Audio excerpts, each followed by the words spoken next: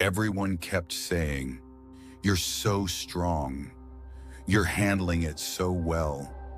But the truth, I was dying inside, smiling in meetings, screaming in my own head, and I didn't tell anyone. Because if I broke down, who was going to catch me? We've all been taught to be strong, not necessarily by word, but by the silence around pain. Since we were kids, we learned that tears make people uncomfortable, that talking about sadness is too much, and that the world claps louder for those who pretend they're okay than for those who dare to say they're not. So we grow up mastering the art of appearing fine. We show up to work. We show up for others. We answer, "I'm good," without thinking, because to admit otherwise feels like failure.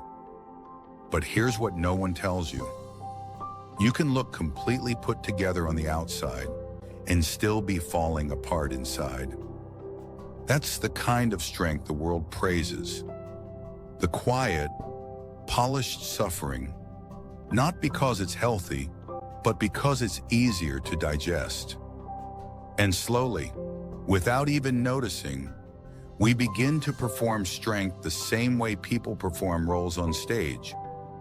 Smile, nod, say the right thing.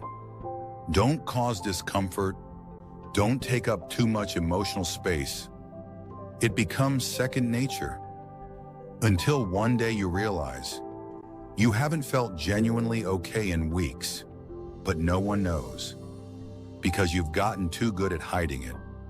And then a single line floats into your head, quiet, ancient, and unsettling in its honesty. Being deeply loved by someone gives you strength, but loving someone deeply gives you courage, Lao Tzu once said. And maybe it's not strength we're missing, but the courage to be seen exactly as we are. I remember that morning too clearly. The third coffee in 2 hours, deadlines stacked, people around me saying, "Wow, you're managing so well after the breakup. I admire your strength." And I smiled. That fake, automatic smile, but inside, I felt nothing admirable. That morning, I forgot to eat, not because I was too busy, but because food didn't matter. The days had blurred into each other. Nothing felt urgent except pretending I had it under control. Around noon, I went to the restroom, locked the door, stared at myself in the mirror. I looked fine.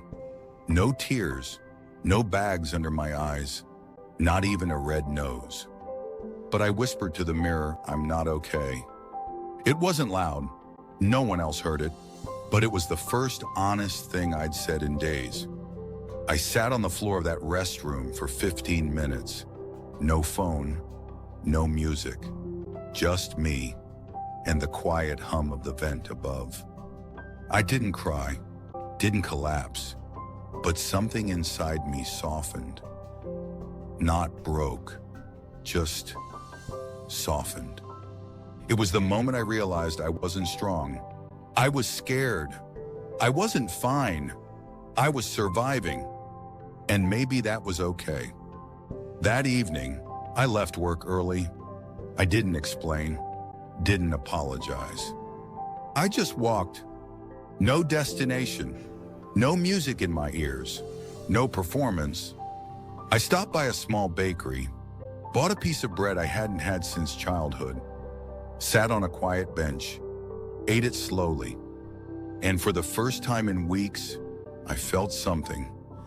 Not joy, not healing, but something closer to stillness.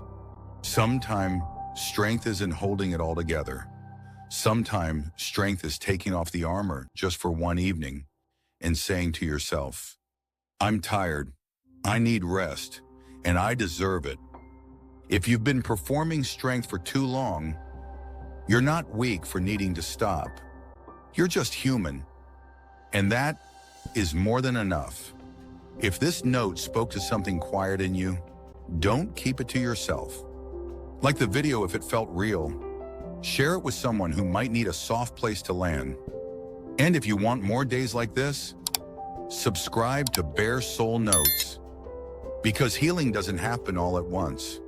It happens one honest day at a time. I'll see you tomorrow.